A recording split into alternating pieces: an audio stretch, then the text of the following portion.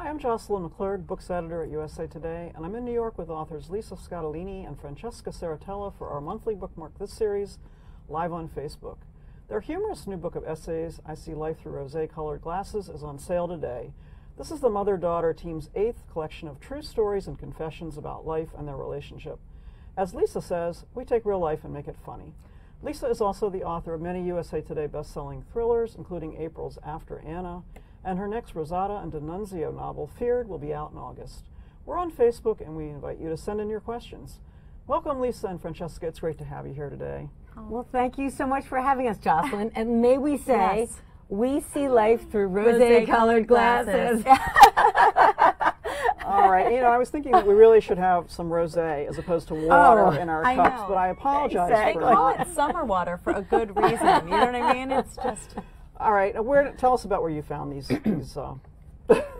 My neighbor gave me these because they knew that these books were coming out. These are for sale in New York City. Somewhere. Just fabulous. But we get them free. Times Square, maybe? Yeah. West Houston Street, Times Square. You know, we never refuse an accessory. You know, we're girls. Did you write once about losing each other in Times Square? Oh my God. Yes. She lost me. I would never my lose mother. her. I'm a good mother. I need one of those little toddler leashes for her in the city. You. No, yes, we were going to see a show. We were going to see the Larry David play, Fish in the Dark.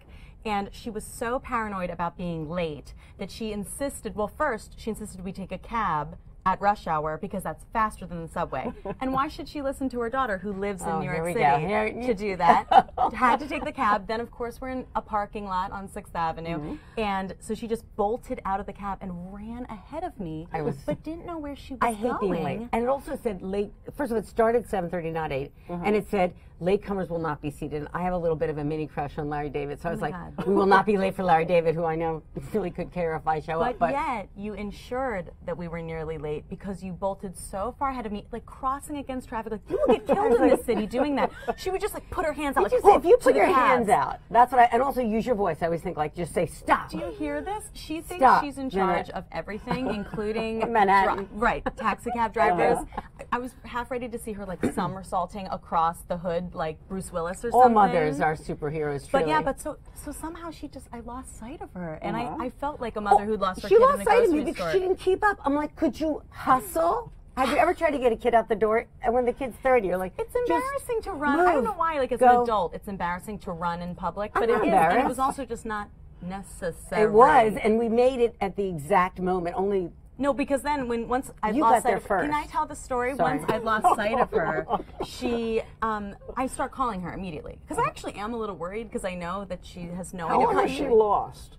Probably only 20 minutes, but like a critical 20 minutes. Okay. Because I'm calling her and calling her and calling her. And one would think, like if you lose a toddler, you're in trouble because the toddler doesn't know what to do to get help. You would think with an adult mother, but she would know what, let me just say it, what she would, so she's not answering her phone. Like she's not even looking at her phone. Her phone, which has a GPS system in it, has her daughter calling her, trying to give her directions, all kinds of stuff. She doesn't answer. Finally, we're like 5 minutes to curtain. I'm outside of the theater trying to call her obsessively. She picks up. I'm like, where are you? She goes, I don't know. Well, the thing is also, you're my age and you're running to meet Larry David. And do you think you hear your phone when like this, and then I'm running because I'm going, and then there's a river. Lost? I got to the 7th. Well, I could see a river, and I was like, this can't be right because you're supposed to be that way. And then a hot dog guy told me how to get there. We made it just before. We got there right in time. Right, we made it just before curtain, and we like slump in the seats in the theater. And the refreshment person came by, and I was like, 2 waters, please. And he was like, I only have wine. And I was like, fine, give us the wine. And he gave it to us in sippy cups. And it was so perfect, because I was like, baby has her juice, mommy has her juice. I don't know how single parents do it. I was a single parent. I'm telling you, I'm alive. Like, give me some credit. I'm so lucky. I am a single parent. So that's the kind of things that happens when she comes to visit me. So we'll get all 3 right, questions. So I think we already have a kind of an idea of how you two relate and interact. It's a nightmare. With mascara. You know, one of your collections is Best Friends, Occasional Enemies. Right. Which, accurate. Okay, so tell us what that means. And I think you have actually a quote where you say, you fight occasionally and forget about it after the second glass of rosé. Right. We call them our Chihuahua fights because it's like they're very ferocious and then they break up and no blood is actually shed. It's really like we want with these books to show a true version of mother and daughter friendship relationships as adults. Right. Because a lot of my girlfriends, I think, are very close to their mothers. I don't know if it's generational or if we're better able to keep in touch with the phones, but it's like, even no matter what, whether you're in a fight with your mom or not, when something really good or really bad happens, your mom is your first phone call. Like, that's the person you reach out to. And so we wanted to show that true closeness, but not any kind of saccharine veneer or idea of perfection or that we have it all figured out. Right. We don't. We certainly do have our friction. It takes a bit of an evolution to go from, you know, that child mother-daughter dynamic to being like, okay, I'm 30 now. Like, you can trust me to tell us how to get to the theater. You can believe me. And likewise, that I don't need to, you know, rely on her doing all the driving when we're on book tour, because like, it's mom and I get to just sit in the passenger seat. So, you know, it takes a little negotiation to find those new boundaries. How dare you? But we're working on it, and that's what we hope we're doing. We started these because I remember Irma Bombeck, who was so wonderful, and for a long time I've always loved I loved those books, and I love family stories, and I always thought to myself, and I like to be funny, and I go, could I write that? Now, secretly, I thought I can't, because I am a single mother. It's always been us. Like, this is Thanksgiving. Yeah, right. It's not, you know, and I did feel that very acutely, kind of less than, not X'd. I grew up with Ozzie and Harriet. So I don't have a husband, I'm divorced twice, there's nobody inside, I'm celibate, you know, all that it's not, you know, I'm dead below the waist. Well, I just have to. We're only 5 minutes in. Okay, well, anyway. So I was like, you know what, at some point I just said, you know what, you should write these, because you're a family. You're a family too. That conventional family, that's changed. And that's great. It's much more inclusive. We count. And a lot of women find themselves divorced, widowed, on their own, heads of household. And it's really like I bought myself an engagement ring to say, I know. Well, I just said, Lisa, first, diamonds are fun. Second off, you need to stay engaged. Is that with a real life. diamond? Absolutely, it is, girl. It's a very expensive pun. Yes, it is. Stay engaged in life. But you know, what is your model? I don't know. You have to make it and be it and live it. So they started their columns that run in the Philadelphia Inquirer, right? Yes. Called Chick Wit, For a which is a decade. great title. Right. Thank And you. the other thing people might not know is that you alternate chapters. Lisa writes, Francesca writes. Right. You to sort of tell your own stories. Right. So how do you negotiate that? How do you work together and say, I'm going to write about this, I'm going to write about that? Is there a lot of communication, or It's absolutely just kind of do your own we thing? don't. No. What's your name again? Again, we're trying to keep the fights to a minimum, Jocelyn, so we don't talk. I mean, really, we write them completely separately. I joke that, you know, we work across state lines, which is the safest way to work with your parent if you must. But so I write them here in New York, and you write them back home in Pennsylvania, and we're not as organized, this might shock you, but we're not so organized that we pre-plan necessarily the topics, but then they fall together in frighteningly convenient ways that freak us both out. Like, oh my God, like one time I wrote about, you know, busting myself, not endorsing this, busting myself on that I was reading the wedding announcements in the newspaper and getting a little neurotic. And I think of myself as this independent feminist. And here I am reading the wedding announcements and subtracting my age from the girl and be like, okay, so I have 2 more years. That means I'd have to know him now, basically. Like, who is my husband? And then I had written something about how I read the obituaries, and I'm always counting just doing the same you thing. died at 73? Like, that is so unfair. Like, how much? Also, I'm pretty bad at subtraction. Like, 73 minus 63. Well, that's a 10. So I have a You got that one. Yeah, but we realized, and we did not know that until we put it together. So we both have to calm down. We talk on the phone like about 4 and 5 times a day. So No, we'll talk about oh my God, what that's we're. not true. That makes us sound crazy. I do think not that's call true. you 4 times a I didn't day. say you call me. I call you too. We, All right, we talk once a day, maybe. What? We do not talk All right, 4 well, to 5 then, times yeah. a day. Oh. Again, she's bad at math. My yes. only point is you talk on the phone, and we will sometimes say I'm working on a column about X, but that's the amount of coordination. Right. I really love that, and the reviews have been wonderful. That that my voice is there and her voice is there, and they're very distinct. That's true. The other thing I want to mention is your titles are just great. They really thanks. reflect the kind of light, fun tone, and they're great for summer, your books, which is Yeah. when they come out. But I just want to read a few of them. The new one, of course, is I See Life Through Rosé-Colored Glasses. Right. I Need a Lifeguard Everywhere But the Pool. I think my favorite, I've Got Sand in All the Wrong Places. So how do you come up with the titles? Yes, and Francesca, who because comes up she with the thinks titles? of them all. I I do can't. come up with the titles. I mean, it's fun. Honestly, we get to generate these crazy lists of all the ideas, which are really, I mean, there are many really terrible, unfunny ones, but the process itself is hilarious of just doing back and forth of like, is there just something with, you know, rose. Elastic waistbands. Yeah, right. Yeah, like you know, sand, that sand one, we both agreed was funny. We also agreed kind of doesn't make sense, but you know what? It's like, Were any of the rejected ones that we kind of went, oh, yeah. Oh, we there's just one. banished them to the How about the darkness. one that we love, that we secretly love? So Should we say stupid. it? I don't know, can you say it? It's, we can say it. It's, did you just fart? That's I'm what sorry. it is. Look, It's like, you laugh. It's That's all. 8-year-old humor, but Wait. I asked her. I've never grown out. I've never grown out of that. Did that get as far as your publisher? We have No, no- every time they're Yes. like, "Why?" Yes? No, we love our publisher, but she said, I don't think so. But I'm like, no, you don't realize this is really funny. It's really funny. Every family. Look, here's the whole thing that's so cool about life, that there is no model for any of this. And I must say, particularly for women, there isn't a lot out there. How do you be a woman in this world? How do you be a single woman? How do you be the parent of an adult child? And what is that like? So you have to say things that no one says. Like I talk about the first time I found my first gray chin hair and realized I was turning into an Amish man. You know, like, or this year I wrote about, like, my eyebrows are gone. When does that happen? Somebody has to say out loud, like, there's the case of the missing eyebrows. What is it like to be a woman in this? Somebody, Yeah. like we And I always think say, there's that- if it doesn't make us cringe, it won't make you laugh. That's true. So we're that's true. unvarnished truth. And I think there also is something different about, there are so many demands made of women about how we present ourselves. And like, I'm wearing a lot of makeup today so that I would look good for you, so that I look good for the people watching.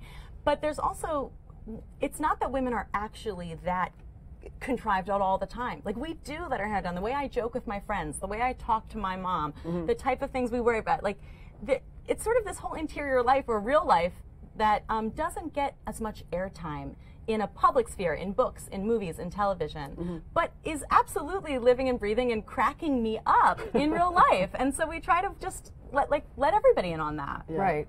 Well, you know, it's interesting because you talked about how you want to like to write funny, because obviously you write thrillers that are not particularly funny. Right. And one of the people who wrote in, whose name is Kathy, said, "Your weekly column is so funny. Have you thought about writing a humorous novel?" And I don't know if you would co-write it, but Well, I think the Rosado and D'Annunzio series is Yeah, that's thrillers. lighter. You know, I always think of that as I was a lawyer before in my Right. ex-life, and I think there's humor there because I think there's humor in life, and there's often humor in family. That now this is a nonfiction humor in family. Rosado has humor in that family. I think most people do. I mean, in this book we wrote about how our FaceTime conversations are. Now, we told that story at a book signing last night, because I always hold the camera like hopefully about we're here. showing a picture that's from you. And I tell people there are some just think it's great page 6, photos right? in the new book. So Oh, there's a great like page there's a great 6 or photo up my 7. nose. It's really now you know why I'm single. Look at that. That's Right? So because bad. I don't know how to hold the phone when People we're on FaceTime FaceTime. with babies, but it's like FaceTiming with her. It's beyond your understanding. I don't know why you can't figure So out where to last time look we on told it. that, a lot of people said, "Oh my God, my mother does that too," and they have fragments of their mother's face, and they take pictures to, like, you know, Yeah. try to enlighten us. But good luck with that. So a lot, you know, I think that it's interesting. There's obviously the generational differences between you. So, I mean, is that part of what you're trying to accomplish? Do you feel like you're representing your baby boomers, your millennials to a certain degree? Yeah, I think so, because we do have to live together. I mean, so many tweets about, like, the millennials are ruining it, and, like, boomers are burning through all of our resources. It's like crazy. It's like, listen, we're both here. We We are. got to make it work, you know? So, yeah, I think I hope that we're not doing that on purpose, but we're just doing that because Well, it's the truth. I do really believe when you look around this fair, like we were on the CVS the other day, and there was Reese Witherspoon and her daughter on the cover, and I was like, that is so great, because you don't see people's seminal relationship is their mother-daughters are a thing, and I just love that it's out there. I just love it, and I do think representatively, because for me, I have a lot of people who write to me and go, I'm widowed, and it's really hard I feel other, and I feel that. I know that feeling. I don't like that feeling. You get invited to a lot of weddings, you don't have anyone to dance with, and it kind of sucks. On the other hand, life is great. We're alive, and we are representative. In fact, we're getting to be the majority. Single moms, head of households. So let's rock it, and let's embrace it. No one tells me what to do. That's why I have 4 dogs. My second husband, second ex, was thing 2 as opposed to thing 1. I mean, I never could have had that stuff. I'm like, I don't need to ask anybody permission. I've never been supported by any man, and I've always done it myself. And here I am. I'm still alive. And likewise, I'm single too, and so it sort of also shows that we're not that different. It's not always, there are major generational differences, of course, and then there's also generational commonalities that you might not see coming. So it's I wonder nice what to they bond are. over I'm that thinking stuff. what the commonalities. Just let. When I you mean, put on my, we'll let her ask. I drew eyebrows on too. Like, She bought me eyebrow pencil. I did. When my eyebrows went away, I was like, what do I do? It was actually a photo shoot person. They're like, you don't have any eyebrows. I'm like, well, thank you. I can write a book. Can you? But she bought me for Christmas pencils, and she told me to draw. I drew it in for you. Can you? They look good? You I'll could've try done to. more. Yeah, I could have done more. We're She always working is, on but it. I always feel like I'm a little too out there as it is. Well, you know, I had to laugh because I think one of your recent books you referred to your hiatus, which is you were Yes. taking a break. A hiatus from guys. But there seem to be yeah. some references in the new book to Right. imply that you're dating again. Or what? The hiatus is over. The hiatus is over. Back in yeah, the no, saddle. I mean, what it really was that I think there's so much pressure on women my age, women of all ages, like that if you're single, it's a problem. When you tell somebody, oh, you're single, it's like you saying, my bathtub's overflowing. They're like, what are you doing about it? Are you in the apps? Have you tried Bumble? And then whatever your answer is, like if your answer is yes, it's, well, have you tried this app? Have you tried that? Have you gone to here? People, it's such a problem to be solved. And I think that that's really gendered. Like I don't think if a guy introduces himself that he's necessarily getting that much, you know, maybe aside from like the aunties at Thanksgiving, I'm not sure that there's that. And I was sort of just trying to focus on my career. We write these books together. I've also recently finished and sold my first novel, and I was right in the thick of trying to sell it. And it was just like, it wasn't that I was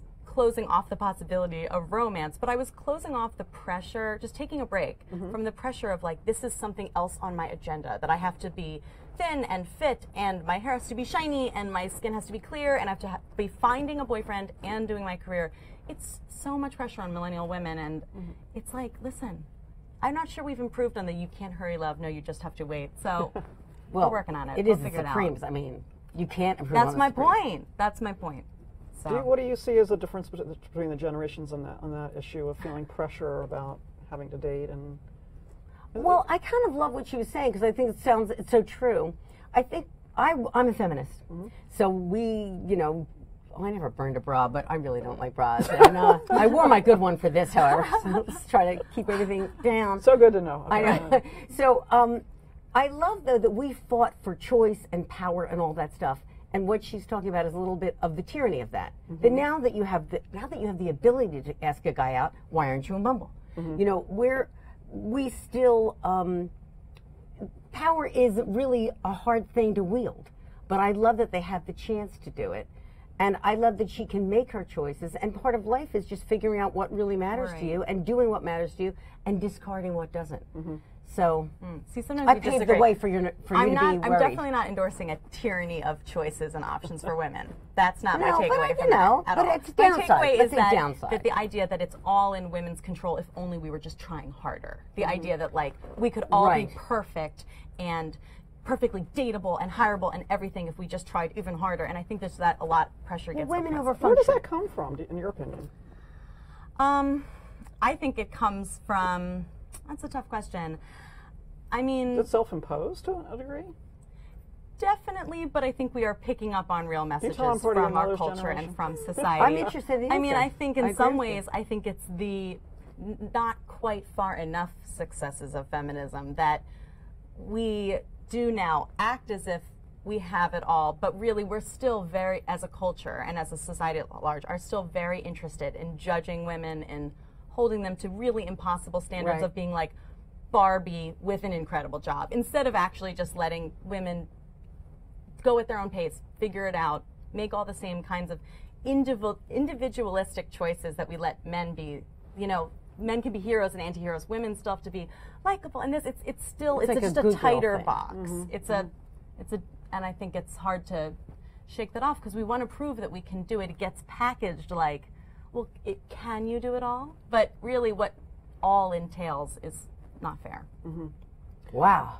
Well, in the meanwhile, you're blew my making mind. jokes that just crack me up about thing one and thing two, and I want to know if I'm the Chris comic Hayes relief. stole that from you on MSNBC. I You don't see know. He does thing one and thing two. I have seen that. Which has I'm nothing to like, do with husbands. I'm but funnier than you.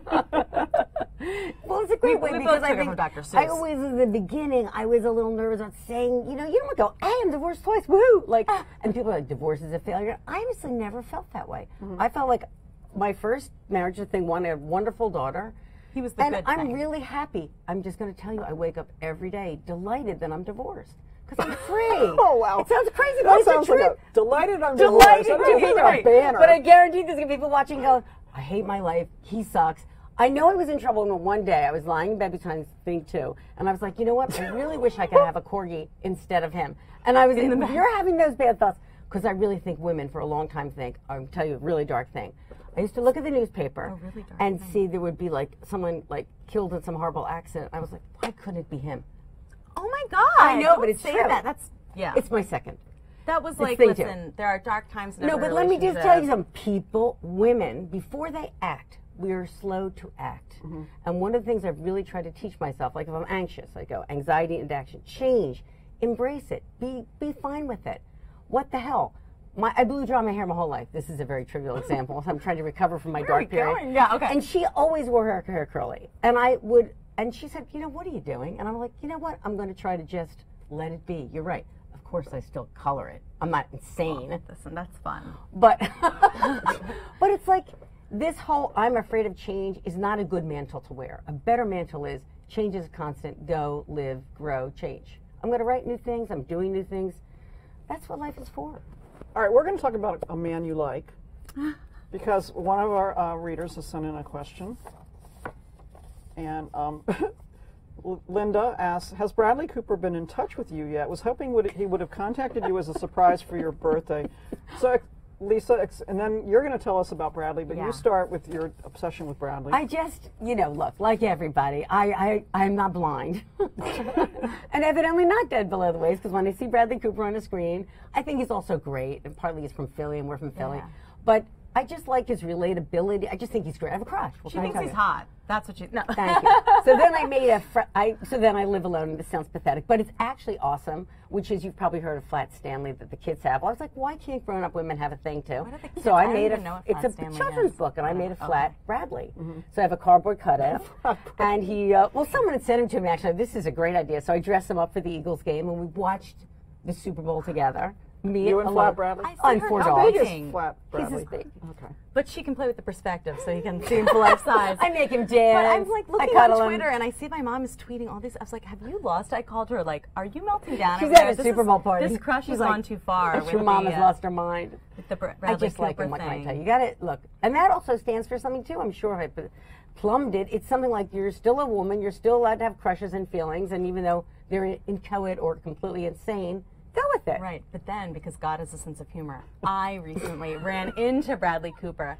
But it wasn't that I got the attention from him. My dog did. I have an extremely cute dog named Pip, and I was walking, and, I play cool. Like, New Yorker, not going to bother a celebrity if you see them. He was with his girlfriend and child, so it definitely wasn't going to bother him at all. But then he zeroed in on my dog, and he's such a dog person. He was, like, practically seated on the sidewalk, cuddling my dog. My dog was held to his handsome, strong, buff chest. It was like my two favorite furry chests in the world met, collided. But it was like, even though I have a huge crush on him too, I'm more first and foremost a proud mommy of my incredibly cute dog. So I really was just bursting with joy. Like he cuddled my dog so long that I had to make conversation with Irina and their beautiful baby, because it was like I had to vamp for I am time such a good my mouser dog. that when she got him and she called me and she was like, red alert, red alert. I thought something was wrong. But I was even happier that she got to meet him. I than still me. didn't meet him. mean, I still played it cool. Well, you but were in the same, you breathed oxygen at the same I time. didn't want to ruin their moment, the dog and Bradley Cooper's moment. Well, maybe you can introduce your mother to Bradley now that you're... Yeah, really. But you never... Again, I'm also single. The hiatus is over. If anything, I wish that couple That might be well. more but if they go age-appropriate, right, actually. exactly. And you played it cool, and you never even acknowledged that you knew who he was, right? Or did you finally? No, I didn't. Only because I just didn't want to make them feel funny with the kid. They're living their lives. The people. They're just people. She's a classy New Yorker now. We talked about the dog. I would be All right, we have a comment coming in. Let's see what slowly being in the meantime, let's take another question.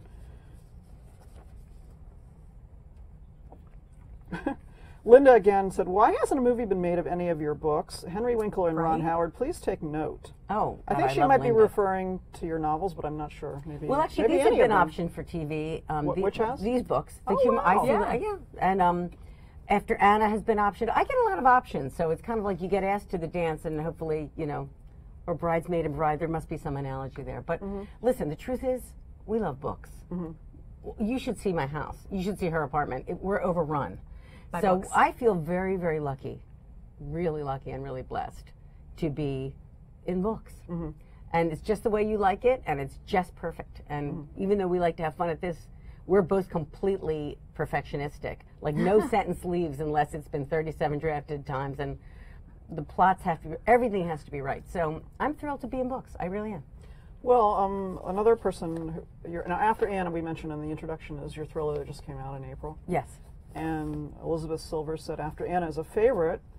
Maybe we know how you got the idea for the book, and I'll just briefly say it's about a woman who suffered horrible postpartum psychosis, you call it, is separated from her child basically when the kid's a baby, and then this young girl returns to her life when she's 18, and that's sort of the beginning of how the story takes place. And let me just say, well, thank you for that, and I also, after Anna was my first in life, after 30 years, #1 USA Today bestseller, which is framed on my office wall. So, the idea actually came from is a lot of things, and partly from Francesca, because she is so important to me. And I thought, what if, what if when she had been born, things didn't go so well?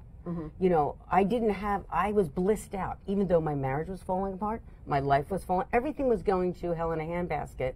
Except I had this great blue-eyed baby, and I was like, this is amazing. Like, I just really felt I was kind of meant to be with her, and it changed my whole life. So, for the better, I have this whole second career. I mean, it's amazing. But, get to the point, kind of. It was great for you. But so when after Anna, I said, let's try to imagine a woman who didn't have that experience, but you always have that yearning. Gee, your child's out there somewhere. She doesn't want to be with you. You've lost custody, and postpartum psychosis and depression, these are two real syndromes that people suffer. Right. And also I want to talk about a portrait of a marriage. How well do you know your spouse? I have lived that kind of, gee, I thought I knew you, but I guess I didn't know you. Sometimes I think we as women, or at least me, as Scottoline, buys into the narrative. Oh, this is who I thought you were. I filled in all the spaces. Oh, that was completely my imagination. That isn't it at all. And that's really what's at the heart of After Anna. What happens in this marriage? What happens with this woman and this mother when things go wrong? Yes, because you don't really kind of know where he's coming from, because he's accused of sexually abusing this girl. Right. He has one story, she has another. Right, and really we're not giving anything away. He's actually accused of sexually abusing her and then murdering her. Right. And the question is, did he do it? Now, in part, he's a guy who doesn't know himself very well. He's trying to sort that out himself, which I also think is, frankly, kind of believable. People don't always go, hey, they're not always consistent to character. And that's what I really wanted to play with. Well, why don't we talk a little bit about your thriller? It's set at Harvard, where you attended, correct? Yes, my first novel, which isn't out yet, but it's in the works, and it's called Ghosts of Harvard.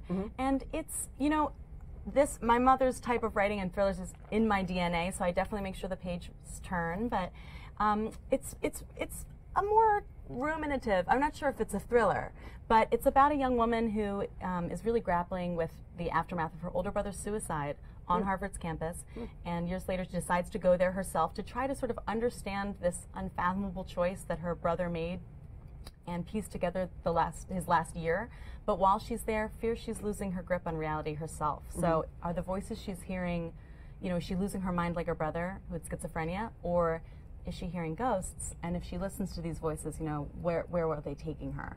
So it's a little bit of a psychological story, a family drama, really the way that a tragedy never affects just one person in a family. Right. And it even has this sort of supernatural historical bent. So it's a real genre bender, but I'm very excited about it. You know when it's coming out yet? Or is it next year? Maybe It next will be year. the very end of next year. Yes. That's great. It's pretty wonderful. And so you've read it, obviously. I have. Did you read it as she was going along, or did you wait to finish it? Not or- so much. I try not to make her an editor, because you can get plenty of really great qualified editors who will probably fight with a lot less than you would with your mother. But you only get one mom, and I have a great one. So I wanted to kind of keep her as that cheerleader role, so that I could just call her and go, I feel like I'm the worst writer in the world, and she would go, no, you're not, honey, you're the best, instead of going, but on page 24, I didn't want the line edits along the way, but I have And I don't want to be that either. either. I love the way it is. Is there anything intimidating about, even to a degree, venturing into a genre that's your mother has done so well in? You know, I think I was so blessed that I was born to a beginning author and not a best-selling one, in that, you know, it was really a change of career for her, which she did once, because, as you always say, you know, you wanted to be home with me more, and also it was just a dream she always wanted to pursue.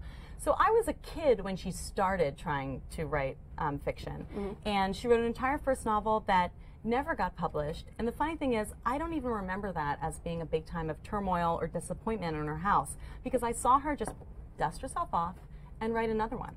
And then that became Everywhere That Mary Went, which is the first of these legal thrillers. So I think that was such a great lesson, as far as I didn't approach this career like, well, you have to have a meteoric rise, you have to just knock it out of the park. It's like that this is job, and I say this to a lot of aspiring writers because I think it can be so intimidating to understand how does a book get on a shelf. That it's a career like any other, built brick by brick, but in chair time, perseverance, work ethic. And that's what I approached this with. I mean, it took me 8 years to write my first novel because I was trying to build a life otherwise and make a living and do everything.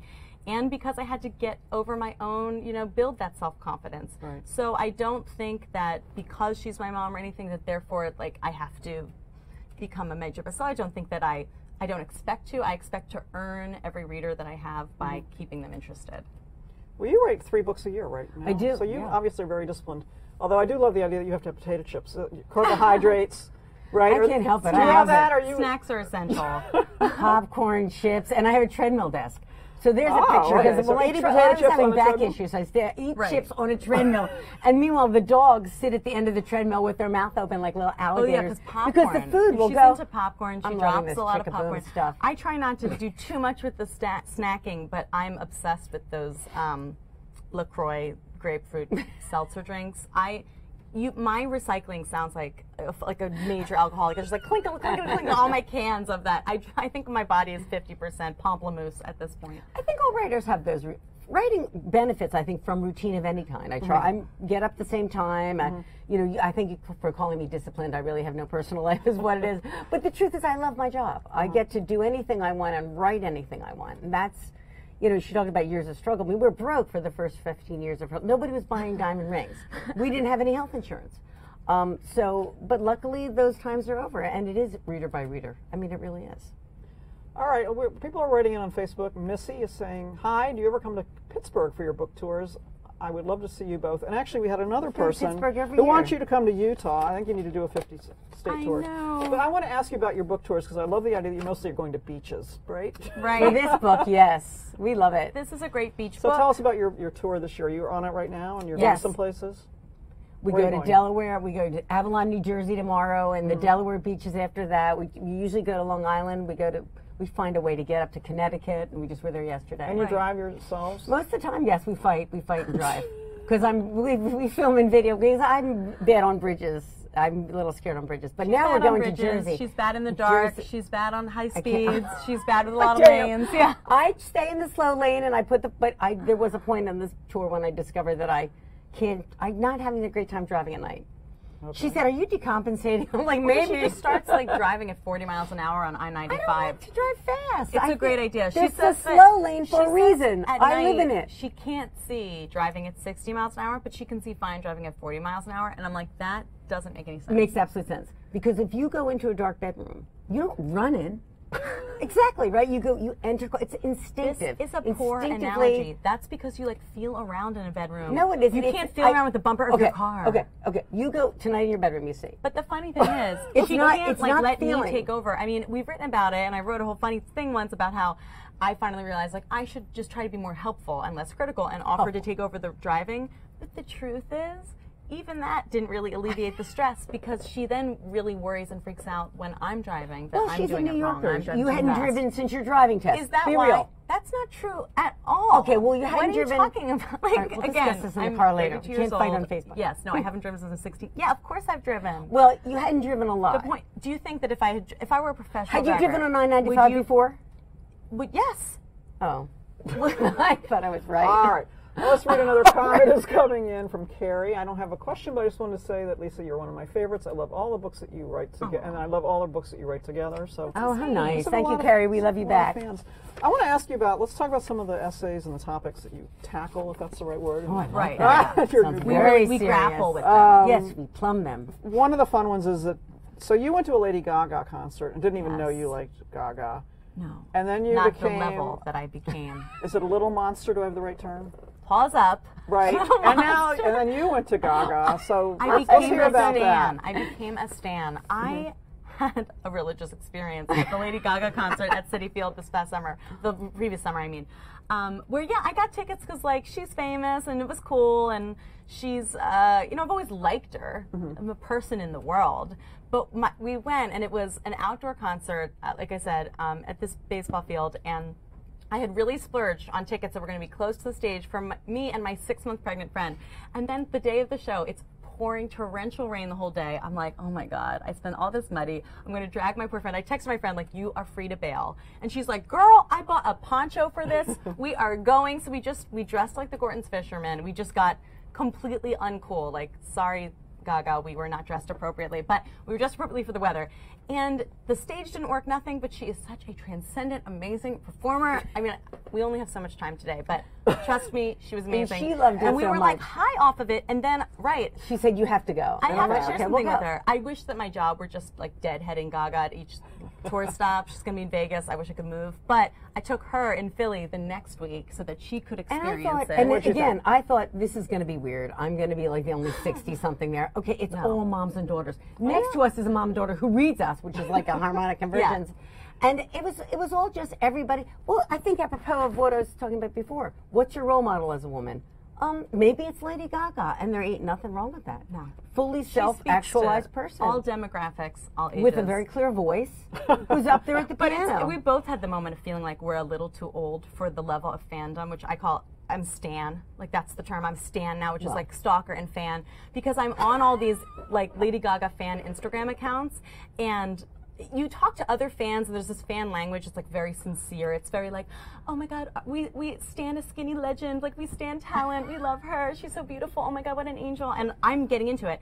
But then somebody will comment like, oh my God, guys, I fainted in English class today. And it's like, not English lecture, like not even lecture. Like, this is not a college student. This is a high school student. And then I just felt very like concerned mom. I was like, oh, boo boo, are you okay? But yeah, so it happens. We still bought the merchandise, though. Yes, we We did. wear the merchandise. All right, and we've already talked a little bit about your dogs. So tell, Yes. you have what? You're sort of on a farm. Are you I am on a farm? on a farm. I live on a farm. I have 4 dogs, a cat. I have some aging ponies, and sadly 1 passed. But then there's a new one. A new pony? A new old pony. All these little girls who live in the farm around me, they outgrow ponies. And I'm like, I never outgrow anything. I'm only 5'2", and I want the calmest half-dead animal you can give me. And I don't want to trot. I just want to sit on the back and just walk around. And so now I have a new old pony named Tim.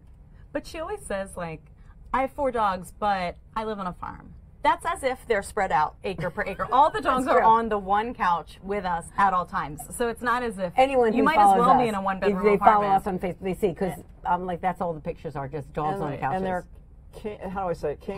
Cavalier King Charles Styles. Charles He was Styles. the Cavalier King. That's how you remember. And you said something funny earlier about you started with one, and what did you say about how you sort of ended up accumulating them? Right. They're gateway dogs. Oh, right, Yeah. right. Because she got me started. And then I was like, hell, I can get more because they're so little. And then I bred them and I kept them, and I'm like, I've lost my mind. They bark so much at her house. It's like a kennel. I but like it. They're really cute, so it's fine. And what makes them so special is I'm more of a cat person. You both have cats. all Yes. animals, We all both have animals are cats. special. All animals are super cuddly.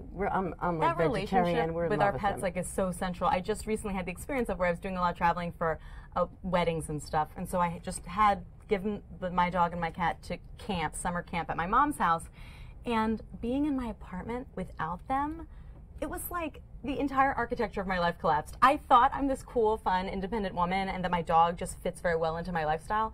It's completely the other way around. Like, I piggyback off then my she cool was. dog social life, who is like hobnobbing with celebrities and just being so funny and charming. And I hate living alone. I just don't live alone. And then with she a was dog. calling me a lot. What's he doing now? And I'm like, writing, like, he's sleeping. That's all he ever does. That's all they ever do. Right. But, I think they're just a constant source of amusement and affection, and dogs and cats, and kind of interest and a little structure to your day. And listen, life is hard. Get something furry. All right, we have somebody writing in. Diane W. says, I really wish you two would do a podcast. they want more of this? Wow. Well, these books are an audio tape. We do the audio books of these, which I feel very proud of. And we did win an award. podcasts. We won an award once, an Earphones Award by AudioFile magazine. Maybe someday. What was the award? It was for best book read by the authors. For audiobooks. Can you imagine us with our Philadelphia accents? Woo! That makes it authentic. Very. Yeah. Oh, and the other thing, you have an essay about taking up watercolors. Of course, Pip. I don't know if we can. I Right. think we can show some of these. Oh, wow. Is one of them. Oh, yeah, of course, my muse. I mean, like my subject, the subject I'll just never stop finding new facets of. Yeah, you know, I'm here to advocate for old-fashioned hobbies. I mean, listen, like, I'm as addicted as anybody to my phone and refreshing everything, refreshing Facebook and Instagram and Twitter and blah, blah, blah.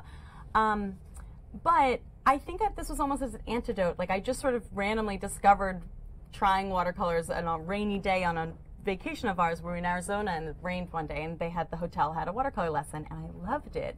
But what I love about it is it's something that's a break from work that doesn't fry my brain and my attention span the way that all the social media stuff does. Because with watercolors, you really can't multitask. You have to move the paint quickly before it dries. You have to, it's just a nice, more meditative way. I think that's why, even with all the new technology and new ways to entertain ourselves, that book clubs are on the rise. And like, because I think as a culture collectively, we're realizing that we need some time to breathe. We need some activities that let a little bit of a break from the constant screen time and constant just onslaught of notifications and updates, and we're just craving a little bit sometimes to slow things down. Yeah, reading is really that for me. And reading books too, and the newspaper. I subscribe to 3 newspapers. I get newspapers. Yeah, I also get the still physical love form. that. Yeah, I get it online too, but I want to read it in the morning. I want I think people need that stillness, centeredness. just to have a little balance. And I also think reading nurtures you. I mean, it speaks to your soul, and it's from my soul, our soul to your soul. We joking around, and we want to make this entertaining, but we've written about the passing of my mother in this. Yes. We write about important things to family in a way that is completely honest. Why books matter is because when you write about the truth in books, it connects people to each other and to themselves. And that can happen if it's a nonfiction beach book, or it can happen in a thriller, as long as somebody is writing it really truly. And we both do that. I used to feel a little weird doing that, but now I realize it's essential. And the world didn't end when I told you something really like that. I used to read obituaries and wish that you know what I mean? Did the world end? No, we're still here. New York is still doing its things, but we're still watching. But there'll be somebody out there who go, I know that feeling. And that's what we want, that one person to go, I feel that way too. I know that feeling. Yeah. I never said it. You know, we just only have a few minutes left, so I'm going to throw out a few more questions from our readers who were nice enough to write in.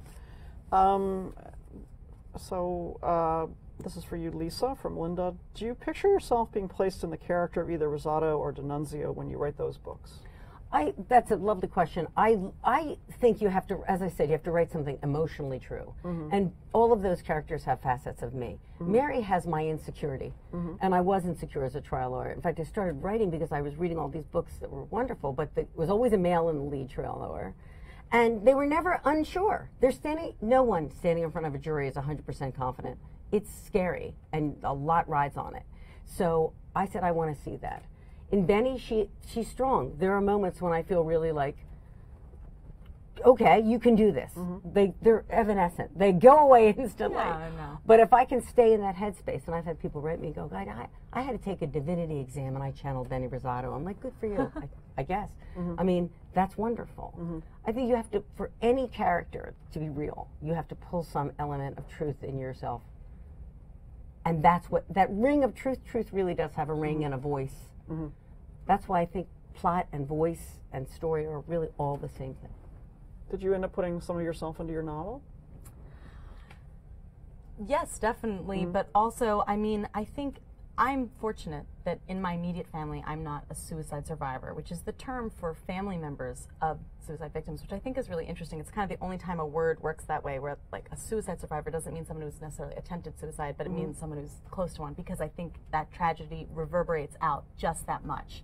And I think because I hadn't personally experienced that, but had experienced it, friends of friends, peripherally from classmates while I was at Harvard. Sadly, suicide's very common in college-age people. What should be a happy launch pad for people can feel like a precipice, can make mental illness become acute. So I think that imbued me with this mission to make sure that I did justice to the many, many families who do deal with that tragedy, and made sure that I told that story true and with the sensitivity and care. I did not treat it lightly, and it really did feel so close to my heart during the process of writing it. Sure. All right, let's wrap up by just saying for your fans, so you're going to be out on the road. Are you going to be shooting videos as you do of each other? We're starting today. Right. We will. So Yes. where can people find those? On our Facebook page, it's Lisa Scottoline and Francesca Serritella, and we're on Twitter. And that really is all us. There's no massive marketing machine. Right. It's us just trying to do dopey stuff What we online. used to call home movies, remember? Oh, now you're talking. All right. Well, it's been so great having you both. Really fun to chat with you. And thank you to those of you on Facebook who watched today. We really appreciate it. Thank you so much, Yes, Jocelyn. thanks. And USA Today. Thank you. Thank you.